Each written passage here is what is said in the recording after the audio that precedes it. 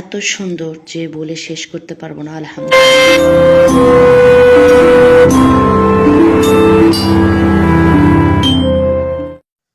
বলতে বলতে আমরা হোটেলে পৌঁছে গেছি। এখন এই যে দৃশ্যটা আপনাদের সাথে শেয়ার করলাম, এত সুন্দর, মাশাআল্লাহ, সুবহানাল্লাহ, আলহামদুলিল্লাহ। আল্লাহ তাআলার অশেষ নিয়ামত যে আমাদেরকে দু চোখ ভরে দেখার জন্য তৌফিক দান করেছেন। শুকরিয়া তার প্রতি। বেশি বকবক করব না, যা ন্যাচারাল কথা বলেছি তাই আপনাদের সাথে শেয়ার করব। আর অবশ্যই ভিডিওটা আপনারা কিন্তু দেখতে থাকবেন, আর পরবর্তী ব্লগের জন্যও কিন্তু অপেক্ষায় থাকবেন। ইনশাআল্লাহ সবকিছু শেয়ার করব আজকের এই ব্লগে। আর গ্যাংটকে এসে আমরা কি কি মজা করছি বা কোথায় যাচ্ছি তার ডিটেলস কিন্তু সব কিছুই বলে দেব।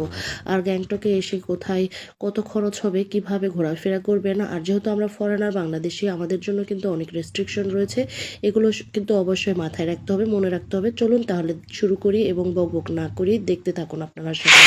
Welcome. This is our room.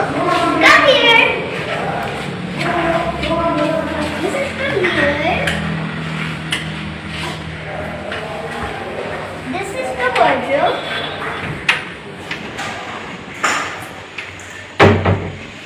This is our comfy bed. With a love. This is a love. This is our drawer.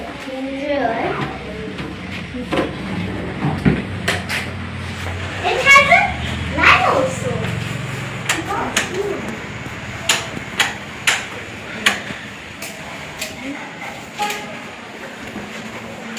And of course, we have a TV.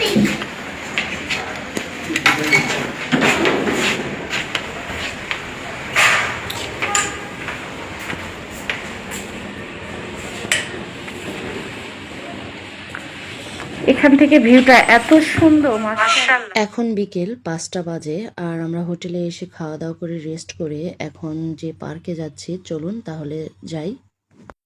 আমরা প্রথমেই হোটেল থেকে গাড়ি করে এই পার্কে চলে আসলাম। আর এই পার্কটা এত সুন্দর, কি বলবো গাইজ, আপনারা কিন্তু অবশ্যই ভিডিওতে দেখতে পাচ্ছেন। আর এই পার্কের নিচেই কিন্তু অনেক কিছু রয়েছে। আর আমরা যে হোটেলে ছিলাম সেই হোটেল থেকে এখানে আসতে মোটামুটি 7 থেকে 8 মিনিট লেগেছে, কারণ রাস্তায় আবার কোনো জ্যামও ছিল না। আর এই যে পাহাড়টা এত সুন্দর, আর রাস্তায় কিন্তু কোনো রকমের জ্যাম নাই। আর ভেতরে প্রবেশ করার জন্য আমাদেরকে প্রথমেই এন্ট্রি নিতে হলে টিকিট কাটতে হবে। আর তার আগে কিন্তু আপনাদের সাথে এই লোকেশনগুলো বা সাইটগুলো আমি ঘুরে ঘুরে আপনাদেরকে দেখাচ্ছি। আর পার্কের নাম কিন্তু এখনই বলবো না, আপনারা কিন্তু অবশ্যই একটু ধৈর্য ধরে থাকবেন। আর অবশ্যই পার্কের ভেতরে গেলে কিন্তু পার্কের নাম সহ সব কিছুই দেখা যাবে। আর এই যে ওয়াটারফল